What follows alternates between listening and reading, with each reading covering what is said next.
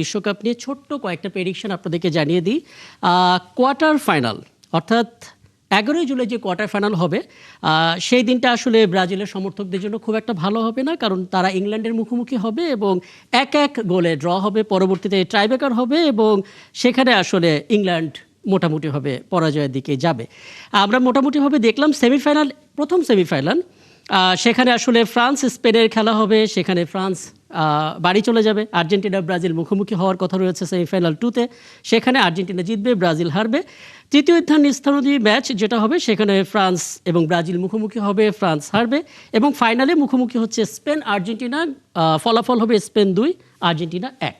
এটা হচ্ছে মোটামুটিভাবে আমরা প্রেডিকশন। বড় পর্দা আপনি দেখতে পাচ্ছেন, রাউন্ড অফ 16, 1, 2, 5, 7 সব কিছু দেওয়া রয়েছে। প্রথম কোয়ার্টার ফাইনালটা দেখতে পাচ্ছেন ফ্রান্স এবং মরক্কো, সেটা 9 জুলাই এবং সেখানে ফ্রান্স 3 গোলে জিতবে, মরক্কো হারবে। কোয়ার্টার ফাইনালে আমরা দেখতে পাচ্ছি স্পেন এবং বেলজিয়াম, স্পেন 3 গোলে এবং বেলজিয়াম 1 গোলে হারবে।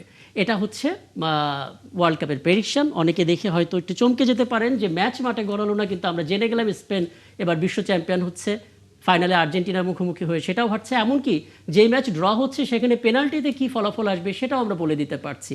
কিভাবে দর্শক, এই প্রশ্নটার উত্তরটা একটু খুঁজবো, কারণ যিনি এই কাজটা করেছেন তিনি পরিসংখ্যানবিদ ও ডেটা সায়েন্টিস্ট অধ্যাপক ডক্টর মোহাম্মদ হাসিনুর রহমান খান। এবং অধ্যাপক হাসিনুর রহমান খান, আপনাকে আমন্ত্রণ জানাচ্ছি। মনে করতে পারি 2022 সালে বিশ্বকাপ শুরু হওয়ার আগে আপনি যুক্ত ছিলেন। সেদিন আপনি বলে দিচ্ছিলেন যে ফাইনালে গিয়ে ফ্রান্স এবং আর্জেন্টিনা মুখোমুখি হবে, টাইব্রেকার পর্যন্ত যাবে এবং আর্জেন্টিনার হাতে বিশ্বকাপ উঠবে। এখন আপনি 10 তারিখে মোটামুটিভাবে ফেসবুকে উত্তাপ ছড়িয়েছেন, কারণ অনেকেই আসলে বোধ করি এটা দেখে স্পেনের জার্সিও কেনা শুরু করেছে।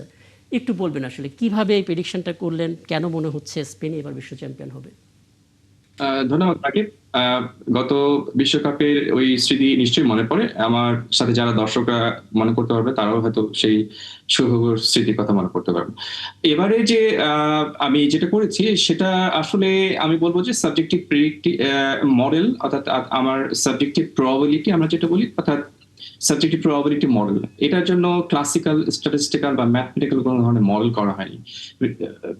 রাকিব, আপনি নিজেও একজন স্ট্যাটিস্টিশিয়ান, আপনি মনে করতে পারেন যে স্ট্যাটিস্টিক্যাল যে কোনো মডেলের ক্ষেত্রে আমরা যখন কোনো কিছু বের করার ক্ষেত্রে করি, এই ক্ষেত্রে কোন দল জিতবে সেই জিতাটা যখন প্রেডিক্ট করতে চাই, তখন কিন্তু এখানে সম্ভব অনেকগুলো ফ্যাক্টর আমাদেরকে সাথে নিতে হয়। যেমন এখানে যে ফ্যাক্টর গুলো আছে, যে ধরুন ফিফা র্যাঙ্কিং অথবা ইয়েলো র্যাঙ্কিং যেটা বলি, তারপরে যে দলগুলো খেলছে সেই দলগুলোর সাম্প্রতিক পারফরমেন্স খুব গুরুত্বপূর্ণ। চ্যাম্পিয়ন্স লিগে যে প্লেয়াররা খেলছে তাদের কি অ্যাকুরেসিও কি মেজার করা হয়েছে ফ্যাক্টর হিসেবে?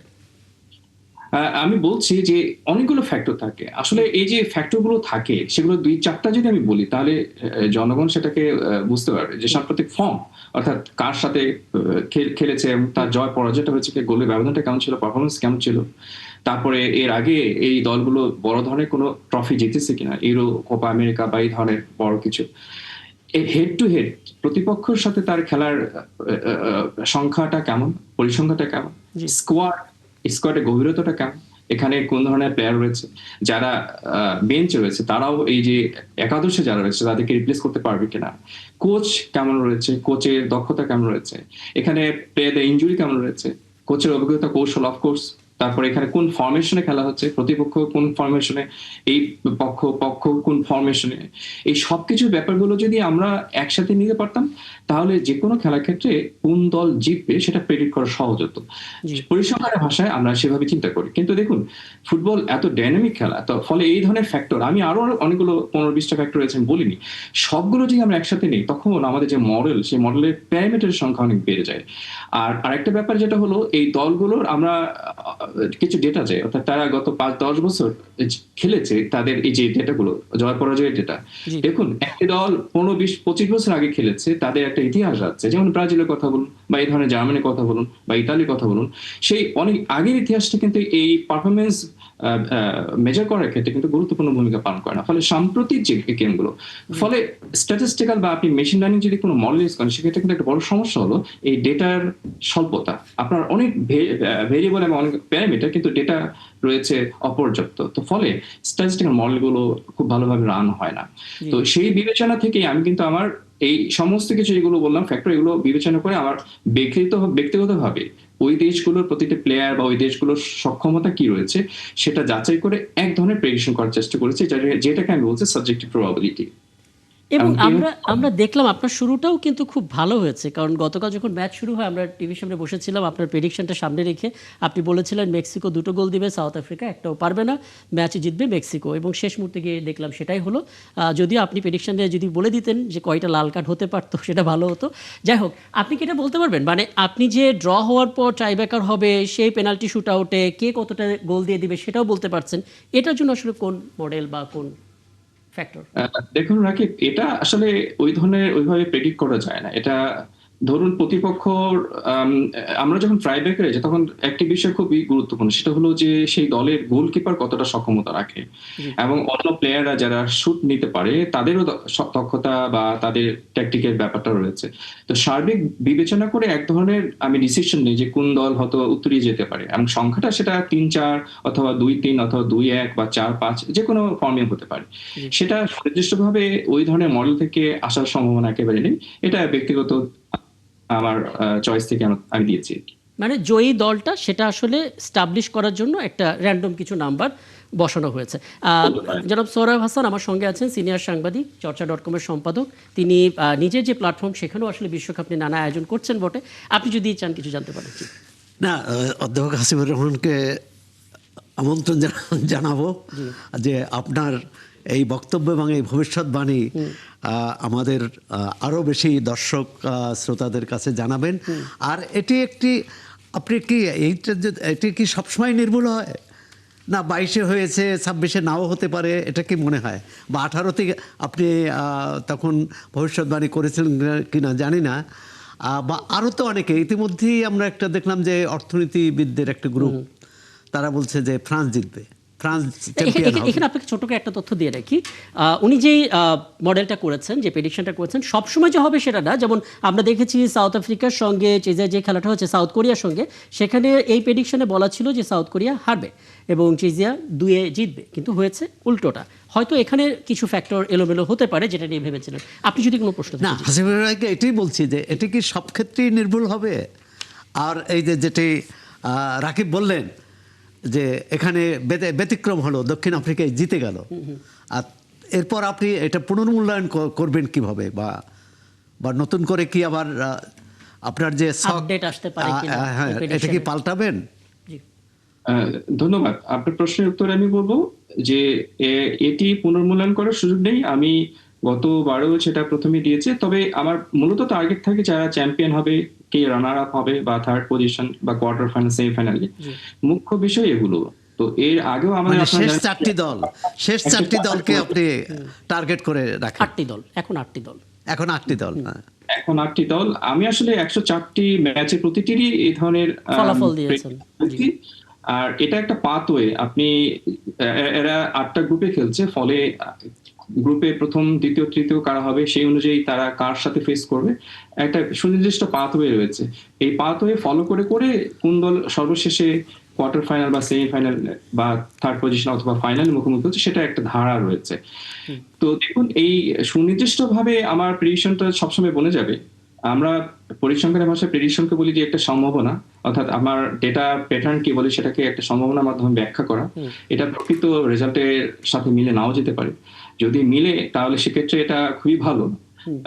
আর পরিসংখ্যানের ভাষা আমরা এটা বলি যে না মেলার সম্ভাবনাই সবচেয়ে বেশি, কারণ কোনোভাবেই সুনির্দিষ্টভাবে মিলে যাওয়ার ব্যাপারটা হতে পারে না র্যান্ডমলি ছাড়া। কনফিডেন্স জোনের মধ্যে থাকে আর কি, যেখান থেকে আমরা আসলে ফলাফলটা বের করি। আচ্ছা, এটা সম্পর্কে যে অর্থনীতিবিদরা বলেছেন যে ফ্রান্স জিতবে, মানে এটাকে আপনি কিভাবে? আমি যেটা জানি যে 160 জন অর্থনীতিবিদ রয়টার্সের, তারা আসলে বিভিন্ন জরিপ করেছেন। অর্থনীতিবিদরা সাধারণত আমরা যেটা দেখি তারা সার্ভে করেন, ব্যাপারটা মাঠের ব্যাপার বা পপুলেশনের ব্যাপারটা জানার চেষ্টা করেন। তো সেটাই করেছেন। তো ওনারা বেশিরভাগই বলেছেন সেই জরিপে যে ফ্রান্স এবার চ্যাম্পিয়ন হবে। আবার আপনি যদি অপটা সুপার কম্পিউটার বলেন, যুক্তরাজ্য ভিত্তিক একটা প্রতিষ্ঠান রয়েছে, তারা কিন্তু সিমুলেশন করে দেখেছে এবার চ্যাম্পিয়ন হবে স্পেন। তো এরকম আরো অনেক রয়েছে, যেমন ইউরোপে আমরা জানি বাজির বাজার, অর্থাৎ এই যে গ্যাম্বলিং, এই ফুটবল অথবা যে কোনো স্পোর্টস নিয়ে হয়, এই বাজির বাজার যারা ধরে, যে যে প্রতিষ্ঠানগুলো ম্যাক্সিমাম, তারা কিন্তু বলেছে স্পেন হবে, তারপরের দিকে তারা বলেছে ফ্রান্স হবে, কেউ কেউ বলেছে ইংল্যান্ড হবে। এই ধরনের প্রেডিকশন কিন্তু সারা বিশ্বব্যাপী রয়েছে। আচ্ছা, আমি একটা বিষয়, অনেকে এটা জানতে চাইছেন আপনার এই প্রেডিকশন টেবিলটা দেখার পর, সেটা হচ্ছে যে হয় না কিছু কিছু ক্ষেত্রে কিছু ব্যতিক্রম ঘটে, কারণ এটা একদিনের ম্যাচে যে কোনোভাবে কনফিডেন্স সহ নানা বাইরের ফ্যাক্টর যুক্ত হয়ে সেই ম্যাচে একটা আন্ডারডগ দল জিতে যেতে পারে। অনেকেই বলছিলেন যে হাইতির সাথে ব্রাজিলের ম্যাচে হাইতি হয়তো জিতে যেতে পারে, খেলাধুলার ভাষা আমরা এটাকে বলে থাকি আপসেট। এরকম রিস্ক ফ্যাক্টরগুলো মাথায় রেখে কি কোনো অ্যানালাইসিস করেছেন যাতে আসলে এই ম্যাচগুলোতে ফলাফল বদলে যেতে পারে, এরকম কোনো ধারণা আমরা পেতে পারি? দেখুন, সেটা কখনোই আগে থেকে প্রেডিক্ট করা যায় না। আপনার নিশ্চয়ই মনে হচ্ছে 2009 সালে আমাদের যে অর্থাৎ এই যে সামগ্রিক অর্থনীতিতে একটা ধস নামলো, সেটা আগে থেকে কেউ আমরা প্রেডিক্ট করতে পারিনি। তো এরকম ঘটনা কিন্তু স্পোর্টসে ঘটে। আপনি সর্বশেষ ফ্রান্স যে চ্যাম্পিয়ন হয়েছিল, তখন তাদের র্যাঙ্কিং ছিল কিন্তু 18। তো 18তম র্যাঙ্কিং এ বিশ্ব চ্যাম্পিয়ন হয়, এটা ফ্রান্সে দেখিয়েছে।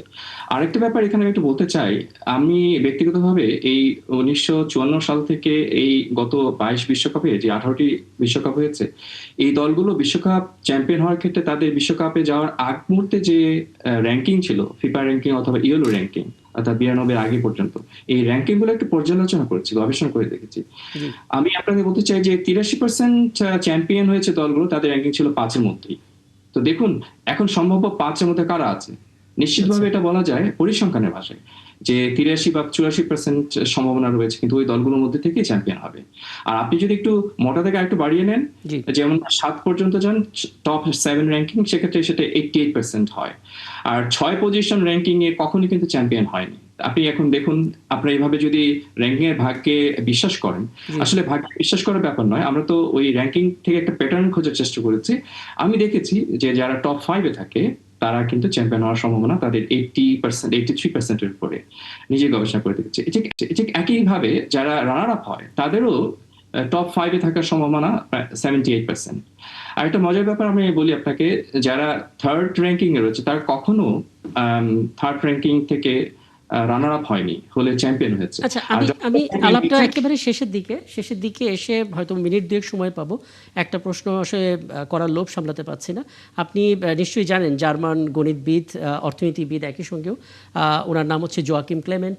উনি 2014 সাল থেকে পরিসংখ্যান ভিত্তিক বিভিন্ন মডেল তৈরি করেছিলেন এবং সেই মডেল দিয়ে পরপর 14, 18, 22 তিনটাতেই তিনি প্রেডিক্ট করেছিলেন, একটাতে জার্মানি, একটাতে ফ্রান্স, একটা আর্জেন্টিনা।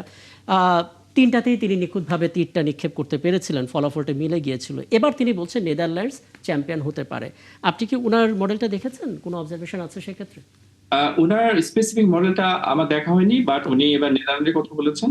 কিন্তু আমি গত বছরে জশুয়া বুল, উনি অক্সফোর্ড ইউনিভার্সিটির ম্যাথমেটিক্যাল ইনস্টিটিউটের একজন ফেলো ছিলেন, উনি একটা প্রেডিকশন করেছিলেন। তো রাকিব, আপনার মনে আছে ওনার প্রেডিকশন আমার প্রেডিকশন নিয়ে আপনি কথা বলেছিলেন। তবে আমি এখানে একটু বলতে চাই, কৃত্রিম বুদ্ধিমত্তা বা এআই যে টুলগুলো রয়েছে আমরা যারা ইউজ করি, যেমন গুগলের জেমিনি, কিন্তু জেমিনি বলেছে নেদারল্যান্ড এবার চ্যাম্পিয়ন হবে। আবার ওপেন এআই এর যে চ্যাট জিপিটি রয়েছে, সে বলেছে এবার শিরোপা নেবে আর্জেন্টিনা। আবার ধরেন ক্লাউড রয়েছে অ্যান্থ্রোপিক, যে সে বলেছে এবার চ্যাম্পিয়ন হবে ফ্রান্স। এই ধরনের বিভিন্ন এআই এর যে জায়ান্ট যে টুলগুলো রয়েছে, তারা কিন্তু তাদের সিমুলেশন করে। ব্যক্তিগতভাবে আপনি কোন দলের সাপোর্টার বলা যাবে? ব্যক্তিগতভাবে আমি আর্জেন্টিনার সাপোর্টার, সেটা অনেক আগে থেকে। তাহলে ফাইনাল থেকে বিদায় নিতে অনেক ধন্যবাদ। আমরা অন্তত ফাইনালে আপসেট ঘটুক এবং আপনার দল চ্যাম্পিয়ন হোক, সেই শুভকামনা রেখে আলাপটা শেষ করলাম।